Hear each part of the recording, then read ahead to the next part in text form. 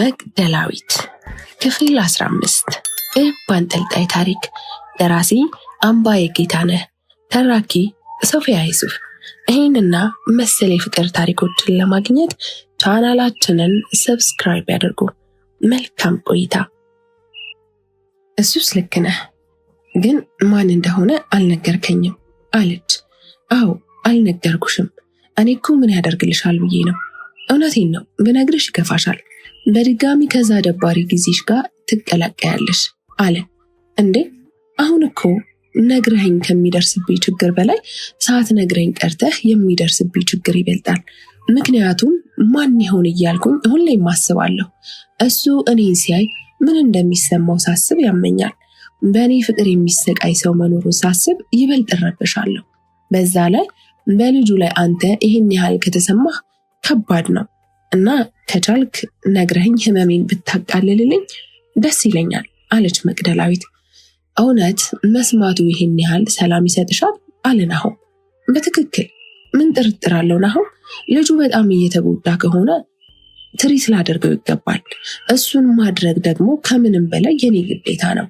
ማንም ሰው በእኔ ምክንያት እንዲጎዳ አልፈልግም አለች። እሺ እንግዲያውስ የሚያፈቅርሽ ልጅ አንቺን ብዙ የማትግባቢው ልጅ በእኔ ግምት 1-2 ጊዜ ያገኘሽው ልጅ ይመስለኛል።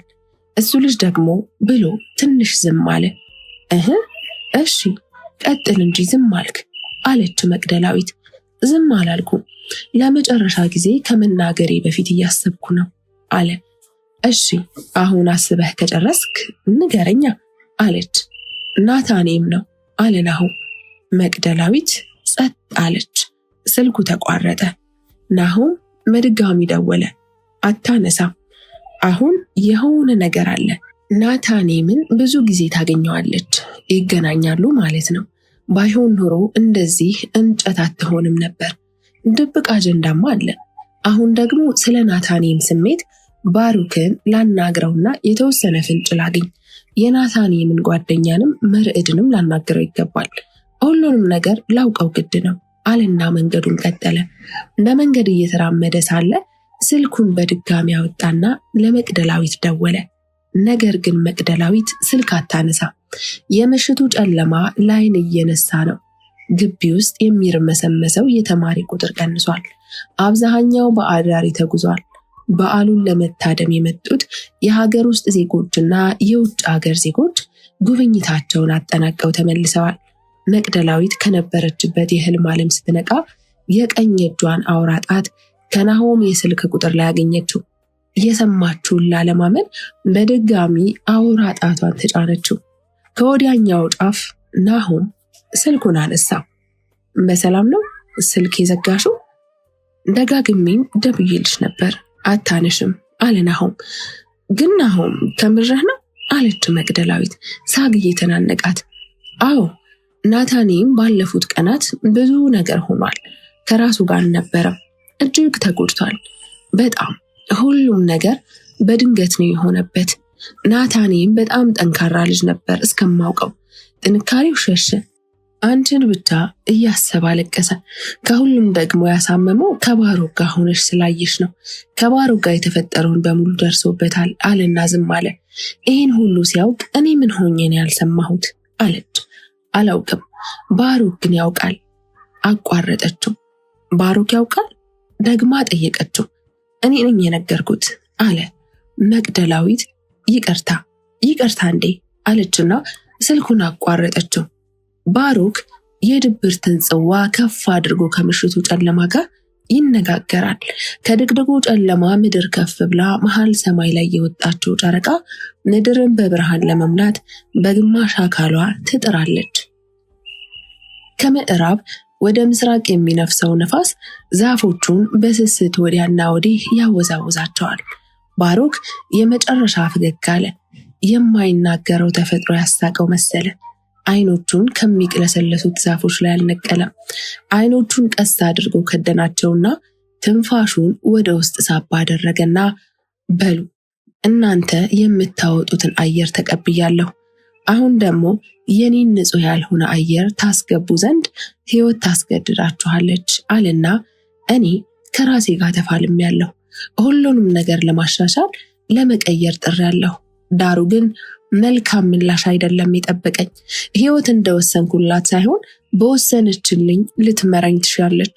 ይሄ ደግሞ እናንተ ልትቃወሙ ይገባል አለ።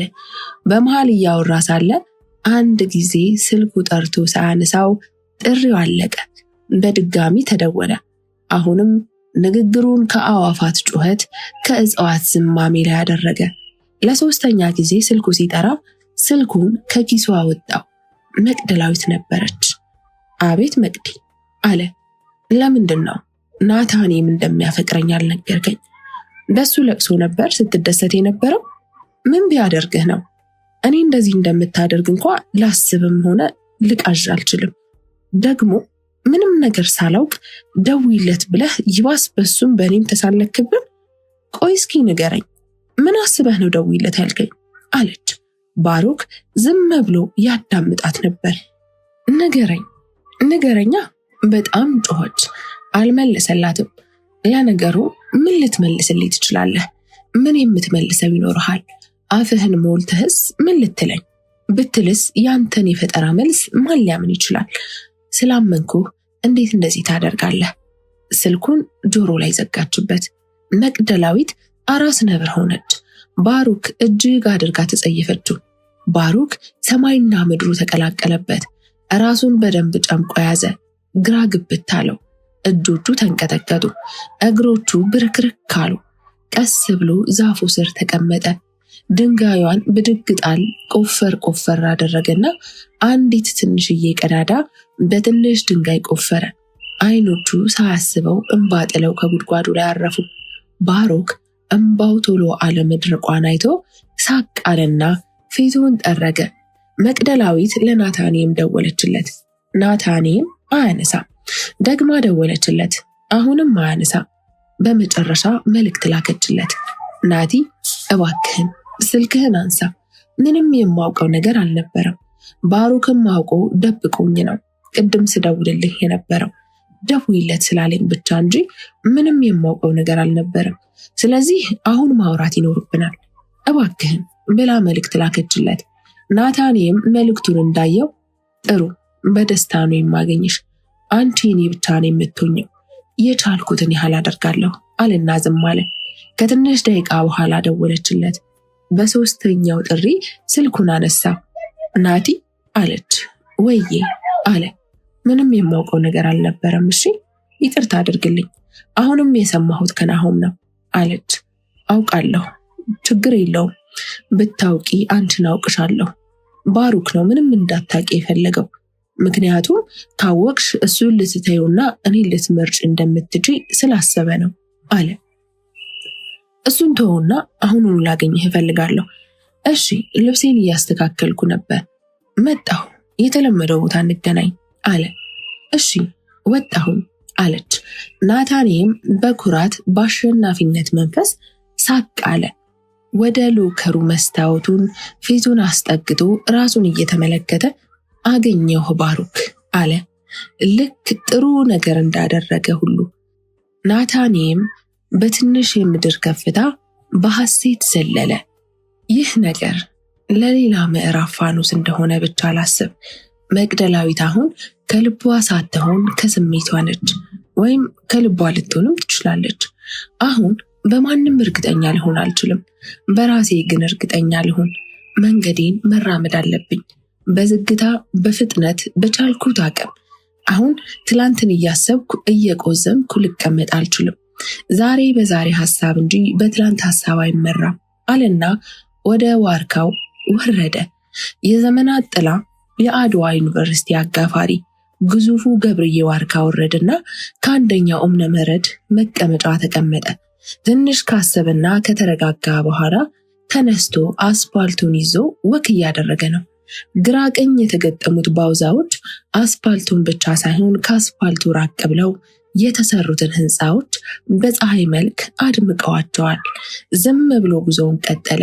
መንገድ ላይ ናሆምን አገኘው። ናሆም ሰፍ ብሎ ባሩክ አለ። ዝም ብሎ መንገዱን ቀጠለ።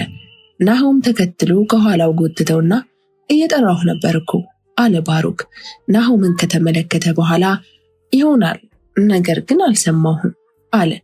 ግን ደህና ነህ አለ ናሆም። ደህና ነኝ ወንድሜ፣ ምንም አታስብ አለ ናሆም። ልጠይቅ አልጠይቀው ብሎ ካመነታ በኋላ ናታኔ ምን አገኘኸው አለ። ማግኘት አልፈልግም አለ ባሩክ ኮስተር ብሎ። እሺ ይቅርታ፣ እኔ ቅድም በተደጋጋሚ ስትደውልለት አጠገቤ ስለነበር ነው። ምን አለ አለ ባሩክ። ምንም። ለምን እንደማያነሳ አስጠይቀው ዝም ብሎ ነው እያስፈራራኝ ሊያስፈራራኝ ነው ምናምን ሲለኝ ለምንድን ነው የሚያስፈራራህ ብዬ መልሼ ስጠይቀው አልመለሰልኝም። ከዛ መቅደላዊት ደወለችልኝ፣ ስለ ሁሉም ነገር ነገርኳት፣ አንተ እንደምታቅም ጭምር አለ። ሁሉንም አውቃለሁ፣ ደውላልኝ ነበር፣ ራሷ አውርታ ራሷ ጨርሳ ዘጋች አለውና ባሩክ ትቶት ሄደ። ናሆም የጥፋተኝነት ስሜት ተሰማው። በጣም ይቅርታ እሺ አለ። ችግር የለውም፣ አንተ እኮ ውሸት አልተናገርክም፣ ለምን ቅር ይልሃል? በል አታስብ፣ እንደውም በመናገርህ ላመሰግንህ ይገባል። በል ትንሽ ልንቀሳቀስ አለና አሁንም እርምጃውን ቀጠለ። ናሆም በአይኑ ተከተለው። ባሩክ ከልቡ አሳዘነው። መቅደላዊትና ናታኔም የመጀመሪያ ህንፃ የመማሪያ ክፍል ማለፊያ ታች ላይ ከተሰራው የመንገድ ግንብ ስር ተገናኙ። ናታኔም ዝም አለ። መቅደላዊት በስስት ተመለከተችውና ለምንድን ነው መጀመሪያ ያልነገርከኝ? ይህ ሁሉ እኮ አይፈጠርም ነበር። ባሩክ ጋም እኮ ምንም ነገር አይፈጠርም ነበር አለች። ለሱ እኮ ከመጀመሪያው ነግሬዋለሁ፣ እንደማፈቅርሽ በጣም እንደምወድሽ ነገርኩት። ወደ ከተማ ከመሄዳችሁ በፊት ሁሉንም ነገር ነግሬዋለሁ፣ ስለ አንቺ ያለኝን ስሜት አለ። መቅደላዊት ተናደደች። ይሄን ሁሉ እያወቀ ነበር ዝም ያለኝ? ምንም እኮ ያለኝ ነገር የለም አለች። ምንም እንዳላለሽ እርግጠኛ ነበርኩ። ባሩክ በጣም ከባድ ልጅ ነው። ሰፈር ውስጥም እንደዚሁ በውሸት ማንነት አንዲትን ልጅ ጓደኛው አድርጎ ጎድቷታል። እሱ ከፍላጎቱ ውጪ ሌላ ማንንም አይሰማም፣ በጭራሽ ከስሜቱ ውጪ ሌላ አያዳምጥም አለ። የሚገርም ነው፣ በጣም ይገርማል። እኔ እኮ እንዲህ አይመስለኝም፣ ሲበዛ አስተዋይና ገራገር ነበር የሚመስለኝ። ለካ ይሄ ጭንብል ማንነቱ ነበር አለች። አዎ ምን ማድረግ እንዳለበት ጠንቅቆ ያውቃል፣ ምክንያቱም ብዙ ስለሚያነብ አለ። መቅደላዊት በግርምት ራሷን ወዘወዘች። ፍቅር በማስመሰል አይኖርም። ፍቅር ልክ እንደ እውነት ነው። በውሸት የሚሆን ነገር የለም። አንድ ቀን እውነት መውጣቱ አይቀርም። ነገር ግን እሱ ይህንን አላወቀም አለ። ልክ ነህ። እኔ ከሱ ይልቅ አንተን ነው የማውቀው። ጓደኛዬ ጋር ተጣልተን በቆየሁበት ጊዜ ያጽናናኝ አንተ ነህ። ቅንነትህን በጣም ነው የምወደልህ። እርግጥ ነው የባሩክ ጊዜያዊ መውደድና ውለታ ተጨማምሮብኝ ነው። ገና ያኔ ክበባት መንደር ላይ ሆነን ስለ ናሆም ያለህን ሐሳብ ስትነግረኝ የወደድኩ አለች። ናታኔም ጉንጯን ሳማትና አቀፋት። የማጣሽ መስሎኝ ተጎድቼ ነበር። ሁሉም ነገር በአንድ ጊዜ ሆነብኝ። በቃ ዱብዳ ሆነብኝ። አንቺን ከባሩክ ጋር ማሰብ አሳመመኝ። ራሴን ጠላሁ። ጮክ ብዬ አለቀስኩ። ግን ይሄው ፈጣሪ ለቅሶኝ ሰማኝ። አንቺን ሰጠኝ። አመሰግነዋለሁ። ከዚህ በኋላ ምንም ነገር ሊለየን አይችልም አለ። መቅደላዊት ዝም አለች። ልቧ በፍርሃት ሲርር ተሰማት። ምን እያደረገች እንደሆነ አሰበች። አዎ ሌላ ጠረን፣ ሌላ ሰው ነው ናታኔ። ወደ ደረቱ ተጠጋች። ከባሩክ የተለየ መዓዛ፣ ነፍስን የሚያረቅ ልዩ ሽታ ሸትታት። ናታኔምን በድጋሚ አየችው። መልሳ ደረቱ ላይ ተለጠፈች። ግን ባሩክ በጣም ይጎዳል አለች። ናታኔም በረጅሙ ሳቀና ባሩክ ነው የሚጎዳው ወይ ሰው አለማወቅ? በጭራሽ በጭራሽ፣ ልቡ ለማንም ቢሆን አይከፋም አለት ነው አለ። በሆነ አለች። አታስቢ፣ አሁን ተይው በቃ አብረነን። ግን እንደምትወጂኝ ለምን አልነገርሽኝም አንቺ አለ። ልነግርህ እያሰብኩ ነገሮች ተደራረቡ። ያ የፈተና አጋጣሚ መጥቶ ሁሉንም ነገር ቀየረው። ቅዠት የሚመስለውና እውነትና የባሩክ ውለታ ሁሉንም ነገር ቀየረው አለችው። ባሩክ አስፓልቱን ሲዞር ከቆየ በኋላ በፊት አውራሪ ገበየው ህንፃ አድርጎ ወደ ዶርሙ ገባ። አልጋው ላይ ተንጋሎ አይኖቹን ከደነ። ትንሽ ከቆየ በኋላ ደግሞ ገለጣቸው። ወዲያ ወዲህ ቢገላበጥ እንቅልፍ ሳይወስደው ሌሊቱ አለፈ። በዚህ ጊዜ ተነስቶ የሌሊት ልብሱን ለብሶ ከዶርሙ ፊት ለፊት ካለው የመንገድ ዳር ዛፍ ስር ተቀመጠ። ከላይ ቱታ ጃኬት፣ ከታች ቱታ ሱሪ፣ ቶርሽን ጫማ ተጫምቶ ወደ ቤታቸው የሚሄዱትን ተማሪዎች ይመለከታል። ናታኔም በጠዋት ሻንጣውን ይዞ ወጣ። የዩኒቨርሲቲው በር አቢሲኒያ ባስ ተሳፋሪዎችን እየጠበቀ ነበር። የዩኒቨርሲቲው በር በፍተሻ ተጨናንቋል። መቅደላዊትን ናታኔምን ሸኘችው። ናሆምም አብሮ ነበረ። በመጨረሻ ቻው ተባብለው መቅደላዊትና ናሆም አብረው ተመለሱ። እሺ ትኩስ ፍቅረኛሞች ሆናችኋል አለ ናሆም። የለበጣ ፈገግታውን ሰጣት። ምን ማለት ነው? ናታኔምን በጣም ወደዋለሁ እኮ ከባሩክ በፊት እሱን ነው የማውቀው አለች። እንዴት ነው የምትተዋወቁት? አለ ናሆም ጆሮውን በደንብ እየሰጣት። በሆነ ነገር ተግባባን። ከዛ በኋላ አብረን ብዙ ጊዜ አሳለፍን። አዎ አለች ትዝ ብሏት። አለ ናሆም። ናታኔም ብዙም አንተዋወቅም ያለው ትዝ ብሎት እና ብዙ ጊዜያችሁ ነዋ አለ። በአዎንታ ራሷን ነቀነቀች። ናሆም በፈገግታ ራሱን አወዛወዘና ስለ ባሩክ ምን አሰብሽ አለ። ምን ላስብ እችላለሁ? እሱ እኮ ድብቅ ነው፣ በዛ ላይ አስመሳይ። አንተ ለካ ናሆም መጀመሪያ ነበር እንደሚያፈቅረኝ የነገረው። እሱ ደብቆ ዝም አለ። ምን ማለት ነው ቀድሞን የነገረው? ደግሞ ጠየቃት። በቃ ናታኔም እንደሚወደኝ ነው አለች። ናሆም ምን ለማለት እንደፈለግሽ ባይገባኝም ነገር ግን ለባሩክ የነገርኩት እኔ ነኝ። ናታኔም እናንተ ከተማ ለራት ወጣችሁ እያለ ነው የነገረኝ። ከዛ በኋላ ነው እኔም በድንገት ባሩክ መንገድ ላይ አግኝቶኝ ስለ ናታኔም ባህሪ መቀየር ሲጠይቀኝ የነገርኩት። በሰዓቱ የደነገጠውን ድንጋጤ እኔ ነኝ የማውቀው። ስለዚህ እኔ በግሌ መጀመሪያ ነው ናታኔም የነገረው ብትኝ አላምንሽም። ምክንያት ደግሞ በጥልቀት እንኳ ባላቀው ባሩክ መልካም ልጅና ቅን የእውነት ሰው ነው አለ። ባክህ ባነበባቸው የውሸት ድርሰቶች ተንተርሶ እሱን ማወቅ ይከብዳል። ደግሞ ምንም ያለኝ ነገር የለም አለች መቅደላዊት። አላውቅም ለምን ዝም እንዳልሽ፣ ግን ዝምታ ትልቅ ኃይል እንደሆነ አውቃለሁ። ዝምታ ትልቅ ተቃውሞ ነው። ሐሳብሽን በዝምታው እየኮነነው ሊሆን ይችላል አለ። መቅደላዊት አፏን አጨራመመች። ናሆምም መቅደላዊት እያወሩ እየሄዱ ሳለ ድንገት መቅደላዊት እያወራች ወደ ጎን ስታይ ባሩክን ተመለከተችው። አይኗን ሰበር አደረገችና ናሆም አየኸው ባሩክን አለች። ናሆም ባሩክን ተመለከተ። አንገቱን ከተቀመጠበት ዛፍ ቅርንጫፍ መዞ በተመስጦ እየተመለከተ ቆይቶ ዝቅ ሲል መቅደላዊት ስታየው ያያታል። ከተቀመጠበት ተነስቶ ወደ ብሎኩ አቅጣጫ በዝግታ ተራመደ። ናሆም የባሩክ ድርጊት ገብቶታል። ለምን እንደዛ እንዳደረገ አውቋል። መቅደላዊት ኮስተር አለችና ከሱ ብሶ ጭራሽ ጀርባውን ይሰጣል። የማያፍር ለነገሩ እሱ አየኝ አላየኝ ምን ይሰራልኛል አለች።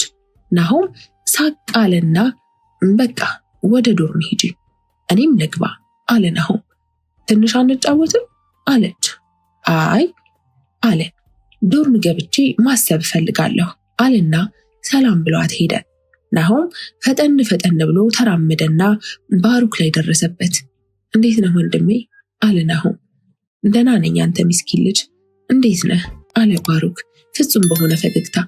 ለምን ሚስኪን አልከኝ አለ ናሆም በመገረም። ያው ልቤ ሚስኪን ነው ብሎ አፌ ላይ አወጣው አለ ባሩክ። እሺ እንግዲህ ቅድም እኮ ናታኔምን ሸኝተን እየተመለስን ያየህን አለ ናሆም። ለምን ይሄን ትነግረኛለህ አለ። አይ እንዲሁ ነው፣ ቅድም ባደረግከው ነገር ላይ ትንሽ ላናግርህ ብዬ ነው አለ። ስለምን ልታናግረኝ አስበህ ይሁን ናሆም አለ ባሩክ። ምን መሰለህ ባሩክ፣ መቅደላዊት በጣም ስላንተ ዋሽቶ ጭንቅላቷን ሳይመርዘው አይቀርም አለ ናሆም። ባሩክ ንግግሩን አቋረጠውና እውነትም ሚስኪን መሆንህን አሁን አረጋገጥኩ።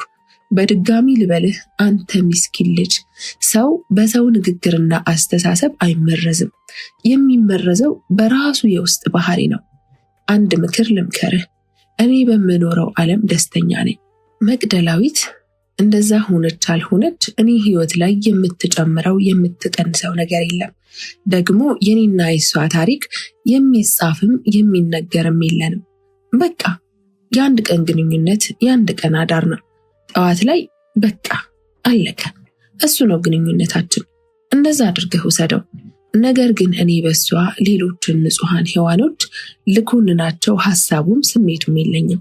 አሁንም ለሴት ልጅ ክብር አለኝ እንጂ በሷ ድርጊት እናቴን እህቴን ምናምን ከጠላሁማ ምኑን ጤናማ አመለካከት ኖረኝ አለ። ናሆም ራሱን ነቀነቀ። በልበርታ ወንድሜ፣ ሁሉም ነገር ቦታ ይይዛል። አንተ አታስብ። ይልቅ እኔና አንተ የምናወጋው ነገር ካለ ወደ ማታ ብቅ በል አለ ባሩክ። ስለምንድን ነው የምታወራኝ? አለ ናሆም። ስለ ህይወት መዓዛነት ምን እንደሆነ እናወራለን።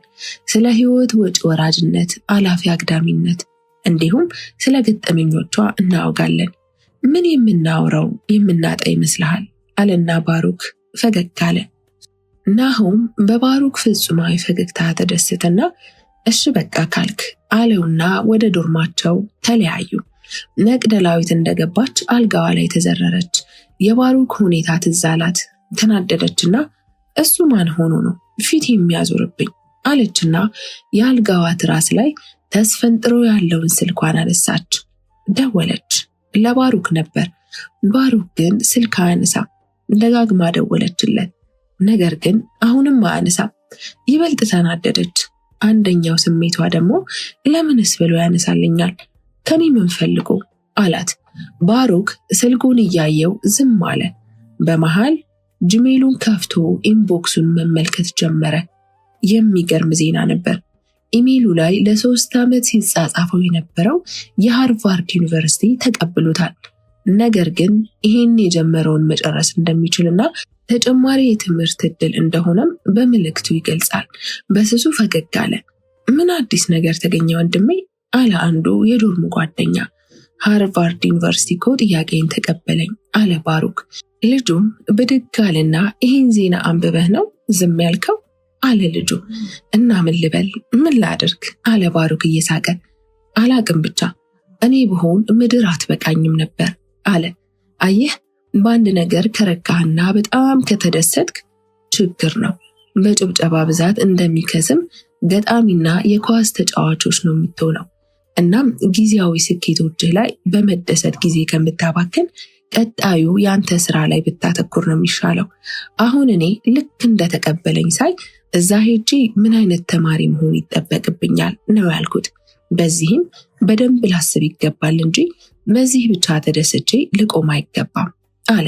በመሃል ስልኩ መልእክት ተቀበለ። መልእክቱን አየው። ከመቅደላዊት ነበር። አንተ ስልክ አነሳህ አላነሳህ እኔ ህይወት ላይ የምታመጣው ተጽዕኖ የለም። እሺ እኔ የደወልኩት ለምንም ብዬ ሳይሆን ለናሆም የምትነግረውንና እሱን ለማሳመን የምትጥረውን ነገር ብታቆም ይሻልሃል የሚል ነበር። ናሆም በተቀጠረው ሰዓት አመሻሽ ላይ የባሩክ ዶርም ተገኘ። ባሩክም ጥሩ ሰዓት አክባሪ ነህ አለ ላፕቶፑን እየዘጋ። ምን ላድርግ ጠሪ አክብሮ ሲጠራ ታዲያ እንግዳስ ስለምን ያርፍድ ብዬ ነው አለ ናሆም።